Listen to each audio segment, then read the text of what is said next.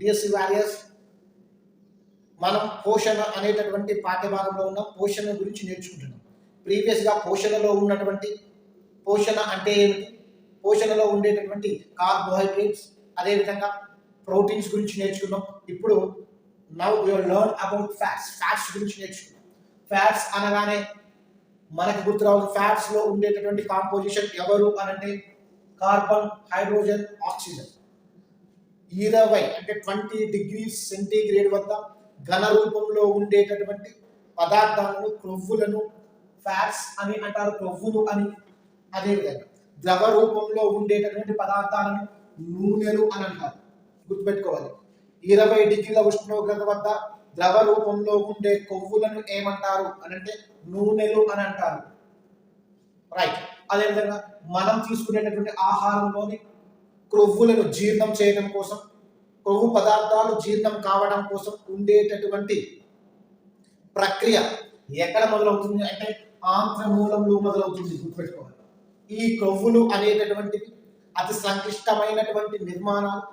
ఈ కొవ్వులను జీర్ణం చేయాలి అనంటే లైఫేజ్ అనేటటువంటి ఎంజైమ్, ఫ్యాట్స్ కొవ్వులను జీర్ణం చేయడానికి ఉపయోగపడేటటువంటి ఎంజైమ్ ఎవరు అనంటే లైఫేజ్.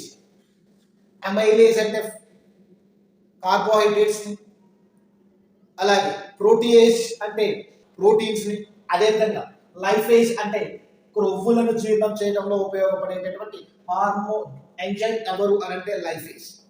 ఈ లైఫేజ్ అనేటటువంటిది ఎవరు సీక్రెట్ చేస్తారంటే క్లోమం. గుర్తుపెట్టుకోవాలి, క్లోమం అనేటటువంటిది లైఫేజ్ ఎంజైమ్ ని సీక్రెట్ చేయడం జరుగుతుంది, విడుదల చేయడం జరుగుతుంది. అయితే కొవ్వు పదార్థాలు అనేటటువంటివి సంక్లిష్టమైనటువంటి నిర్మాణం.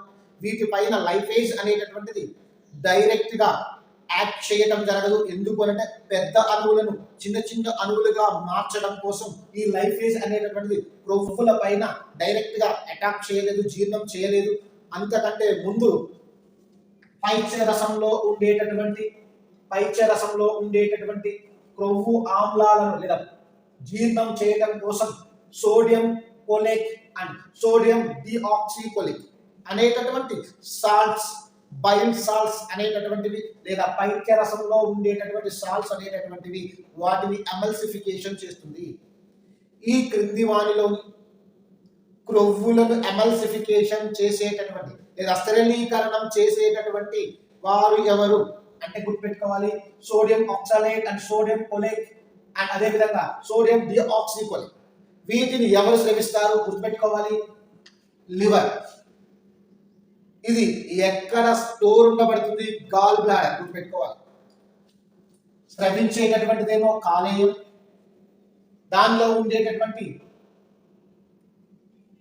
సాల్ట్స్, బైల్ సాల్ట్స్ అంటారు వాటిని సోడియం కోలేట్ అండ్ సోడియం డిఆక్సికోలేట్. గుర్తుపెట్టుకోవాలి, పైత్యరసంలోని ఎటువంటి ఎంజైమ్స్ ఉండవు. ఈ క్రింది వానిలోని ఎంజైమ్స్ లేనటువంటి రసం ఏది లేదా ఈ క్రింది వానిలోని ఎంజైమ్స్ లేకుండా జీర్ణక్రియలోని పార్టిసిపేట్ చేసేది పాల్గొనేటటువంటి పదార్థం ఏది అనంటే మనం రాయాల్సింది పైత్యరసం. గుర్తుపెట్టుకోవాలి, పైత్యరసంలోని ఎటువంటి ఎంజైమ్స్ ని కలిగి ఉండదు. రైట్. మనం తీసుకున్న ఆహారంలో ఉన్నటువంటి కొవ్వులను మొట్టమొదటిగా జీర్ణ ప్రక్రియలోనికి గురి చేసేటటువంటి, జీర్ణ ప్రక్రియ గావించేటటువంటి వారు ఎవరు అనంటే సోడియం కోలేట్ అని సోడియం డిఆక్సికోలేట్ లేదా పైత్యరసము అని గుర్తుపెట్టుకోవాలి. పైత్యరసము అనేటటువంటిది ఫ్యాట్స్ ని సరళీకరణం చేయడం జరుగుతుంది, పెద్ద పెద్ద అణువులను చిన్న చిన్న అణువులుగా మార్చడం జరుగుతుంది. అప్పుడు మాత్రమే అమైలేజ్ వాటిపైన యాక్ట్ చేయడం జరుగుతుంది.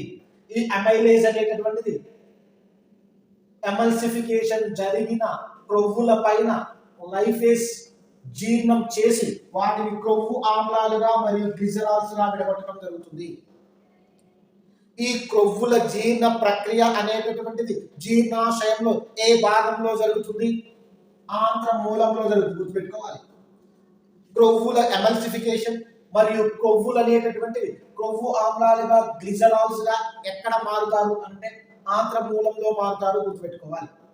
అదేవిధంగా క్రొవ్వులు అనేటటువంటివి, ఫ్యాట్స్ అనేటటువంటివి రెండు రకాలుగా విభజించారు.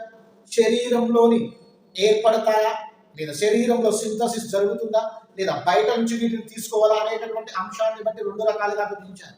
ఒకటి అనావశ్యక ఫ్యాటీ యాసిడ్స్, రెండవది ఆవశ్యక ఫ్యాటీ యాసిడ్స్.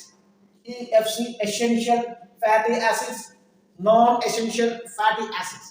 అనావశ్యక ఆమ్లాలు, అనావశ్యక కొవ్వు ఆమ్లాలు అంటే ఇవి శరీరంలోని తయారు చేయబడతాయి, మనం బయట నుంచి తీసుకోవాల్సినటువంటి అవసరం లేదు. వాటికి ఎగ్జాంపుల్ గుర్తుపెట్టుకోవాలి. స్టీరిక్ ఆమ్లం, అదేవిధంగా ఫార్మటిక్ ఆమ్లం, అదేవిధంగా అరాకిడిక్ ఆమ్లం గుర్తుపెట్టుకోవాలి. రైట్. ఈ క్రింది వానిలోని మాంసము మరియు గుడ్డులో ఉండేటటువంటి కొవ్వు ఆమ్లాలను తెలపండి. అరాకిడిక్ యాసిడ్ లేదా అరాకిడిక్ ఆమ్లం, అదేవిధంగా ఫాల్మటిక్ ఆమ్లం అనేటటువంటిది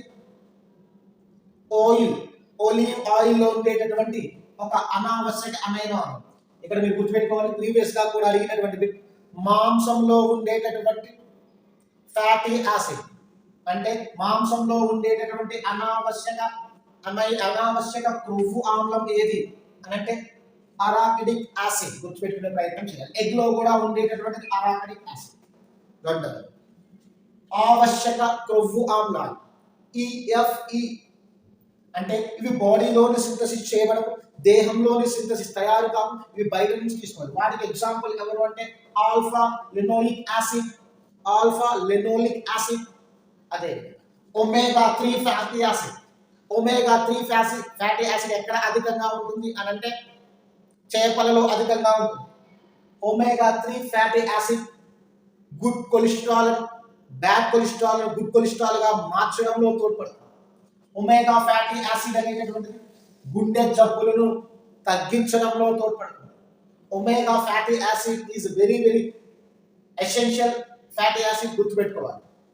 ఈ క్రింది వాటిలోని ఆవశ్యక ఫ్యాటీ యాసిడ్, ఆవశ్యక కొవ్వు ఆమ్లం ఏది అని వీటిలో నుంచి ఒమేగా ఫ్యాటీ యాసిడ్ ఇచ్చేటటువంటి అవకాశం ఉంది. అందుకని మనం గుర్తుపెట్టుకోవాలి. లెనోలిక్ యాసిడ్ అనేటటువంటిది, లారిక్ యాసిడ్ అనేటటువంటిది, ఫార్మటోలిక్ యాసిడ్ అనేటటువంటిది, ఈ నాలుగు కూడా ఆవశ్యక అమైనో ఆమ్లాలకు ఉదాహరణ.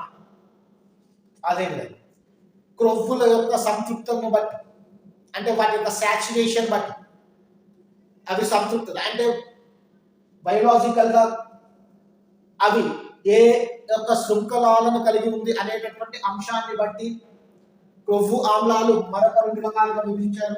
Saturated and unsaturated. సంతృప్త ఫ్యాటీ యాసిడ్స్, అదేవిధంగా అసంతృప్త ఫ్యాటీ యాసిడ్స్. గుర్తుపెట్టుకోవాలి, అసంతృప్త ఫ్యాటీ యాసిడ్స్ అధికంగా జంతువులలో ఉంటాయి, తక్కువగా మొక్కల్లో ఉంటాయి. అంటే జంతు సంబంధిత ఆహార పదార్థాలలో ఉండేటటువంటి ఫ్యాటీ యాసిడ్స్ సంతృప్త ఫ్యాటీ యాసిడ్స్. ఈ క్రింది వారిలో జంతువులలోని అధికంగా ఉండేటటువంటి ఫ్యాటీ యాసిడ్స్ సంతృప్త ఫ్యాటీ యాసిడ్స్, అసంతృప్త ఫ్యాటీ యాసిడ్స్ A మరియు B పైవన్నీ. అంటే మీరు గుర్తుపెట్టుకోవాలి, సంతృప్త ఫ్యాటీ యాసిడ్స్ అనేటటువంటివి అధికంగా జంతువులలో ఉంటాయి, మొక్కలలో తక్కువగా ఉంటాయి. అదేవిధంగా పాల సంబంధ పదార్థాలలోని అధికంగా ఉండే ఫ్యాటీ యాసిడ్స్ ఎవరు అంటే సంతృప్త ఫ్యాటీ యాసిడ్స్. పెరుగు, చీజ్, వెన్నె, ఐస్ క్రీమ్ లో ఒక వ్యక్తి బాగా ఐస్ క్రీమ్లు తినటం వలన ఈ క్రింది వాటిలో ఏ ఫ్యాటీ యాసిడ్ అధికంగా ఉంటుంది అంటే సంతృప్త ఫ్యాటీ యాసిడ్స్. గుర్తుపెట్టుకో. అసంతృప్త fatty acids, unsaturated fatty acids అంటే మొక్కలలోని అధికంగా ఉంది, జంతువులలోని తక్కువగా ఉండేటటువంటి ఫ్యాటీ యాసిడ్స్ ఎవరు అంటే అసంతృప్త. ఈ అసంతృప్త ఫ్యాటీ యాసిడ్స్ ఎగ్జాంపుల్ ఫార్మకోటెలిక్ ఆమ్లం, ఓలిక్ ఆమ్లం, లెనోయిక్ ఆమ్లం. లెనోలిక్ ఆమ్లం గుర్తుపెట్టుకోవాలి. ఫార్మకోటెలిక్ ఆమ్లం, ఓలిక్ యాసిడ్ లేదా ఓలిక్ ఆమ్లం, లెనోలిక్ ఆమ్లం అనేటటువంటివి అసంతృప్త fatty acids example. WHO survey ప్రకారం, WHO ప్రిఫరెన్స్ ప్రకారం అసంతృప్త ఫ్యాటీ యాసిడ్స్ అనేటటువంటివి అధికంగా తీసుకోవాలి, సంతృప్త ఫ్యాటీ యాసిడ్స్ అనేటటువంటివి తక్కువగా తీసుకోవడం జరగాలి. అసంతృప్త ఫ్యాటీ యాసిడ్స్ అనేటటువంటివి శరీరానికి, దేహానికి మంచి కొలెస్ట్రాల్ అందించడం జరుగుతుంది, అదేవిధంగా మంచిని చేకూర్చడం జరుగుతుంది. సంతృప్త ఫ్యాటీ యాసిడ్స్ అధికంగా తీసుకోవడం వలన గుండె సంబంధిత వ్యాధులు వచ్చేటటువంటి అవకాశం ఉంటుంది అని WHO నివేదిక హెచ్చరించింది. అదేవిధంగా 1 గ్రామ్ ఫ్యాట్ అనేటటువంటిది 9.45 కిలో క్యాలరీల శక్తిని విడుదల చేయడం జరుగుతుంది. 1 గ్రామ్ ఫ్యాట్ 9.45 కిలో క్యాలరీల శక్తిని విడుదల చేయడం జరుగుతుంది అనేటటువంటి అంశాన్ని కూడా గుర్తుపెట్టుకునే ప్రయత్నం చేయాలి. ఈ రకమైనటువంటి ఫ్యాటీ యాసిడ్స్ ని గుర్తుపెట్టుకోవాలి. ఫ్యాట్స్ అనగానే క్రొవ్వు ఆమ్లాలు గ్లిసరాల్స్ విడుదల కావడం జరుగుతుంది. ఇది ఫ్యాట్స్ సంబంధించినటువంటి విషయం. అదేవిధంగా మన ఛానల్ సబ్స్క్రైబ్ చేయండి, లైక్ చేయండి, అదేవిధంగా మనం సపోర్ట్ చేసేటటువంటి ప్రయత్నం చేయండి. ఏవైనా దీనికి అనుసంధానమైన బిట్లు మీకు తెలిసినవి ఉంటే కామెంట్ రూపంలోని కామెంట్ చేయండి. అదేవిధంగా కొత్త పదాలు లేదా కొత్త పాయింట్స్ మీకేమన్నా తెలిసినవి ఉన్నా కూడా మన కామెంట్ సెక్షన్లో పెట్టే ప్రయత్నం చేయండి.